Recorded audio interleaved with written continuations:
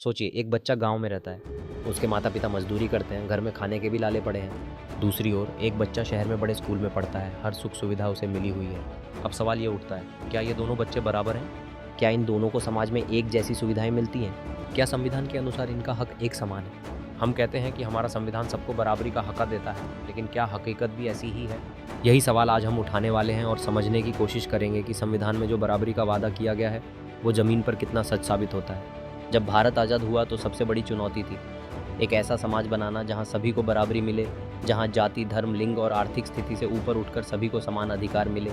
इसी सोच के साथ भारत का संविधान बना। डॉक्टर भीमराव अंबेडकर और संविधान सभा के अन्य सदस्यों ने इसे सिर्फ कानूनी दस्तावेज नहीं बल्कि एक सपने की तरह गढ़ा, ताकि हर नागरिक को समानता का अधिकार मिले।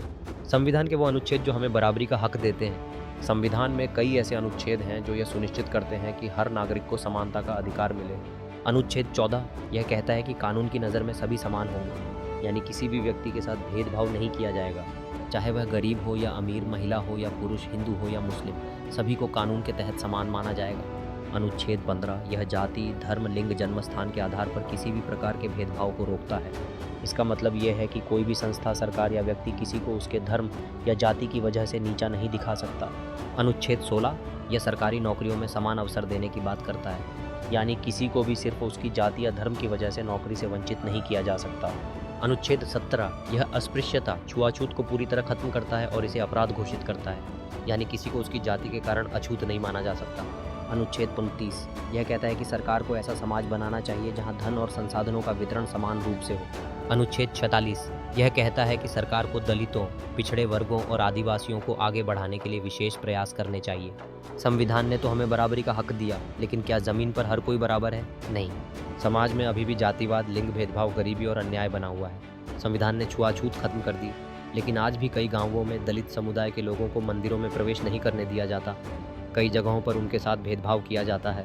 दलितों को ऊंची जातियों के कुएं से पानी नहीं भरने दिया जाता। शादी में घोड़ी चढ़ने पर हिंसा हो जाती है। भारत में महिलाओं को समानता का अधिकार दिया गया है, लेकिन क्या सच में महिलाएं पुरुषों के बराबर हैं? आज भी महिलाओं को समान वेतन नहीं मिलता। कई जगहों पर लड़कियों की शिक्षा को लेकर भेदभाव किया जाता है। घरेलू हिंसा और दहेज प्रथा आज भी समाज में बनी हुई है। संविधान कहता है कि हर नागरिक को समान अवसर मिलेंगे, लेकिन असल में गरीबों को आगे बढ़ने के मौके कम मिलते हैं।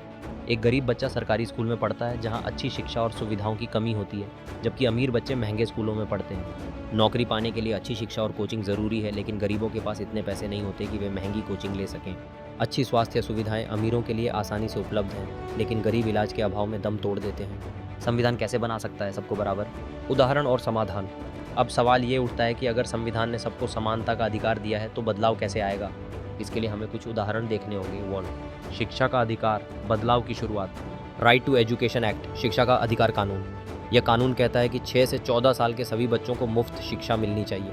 पहले गरीब बच्चे स्कूल नहीं जा पाते थे, लेकिन इस कानून ने लाखों बच्चों को शिक्षा दिलाई। आज भी कई गरीब परिवार अपने बच्चों को स्कूल भेजने से कतराते हैं, इसलिए हमें जागरूकता बढ़ाने की ज़रूरत है। संविधान ने दलितों, पिछड़े वर्गों और आदिवासियों के लिए आरक्षण का प्रावधान किया, ताकि वे भी समाज में बराबरी पा सकें। हालांकि आरक्षण के बावजूद समाज में भेदभाव जारी है। सिर्फ आरक्षण ही नहीं, बल्कि मानसिकता बदलनी ज़रूरी है। बराबरी सिर्फ संविधान से नहीं, हमें भी ज़रूरी कदम उठाने होंगे।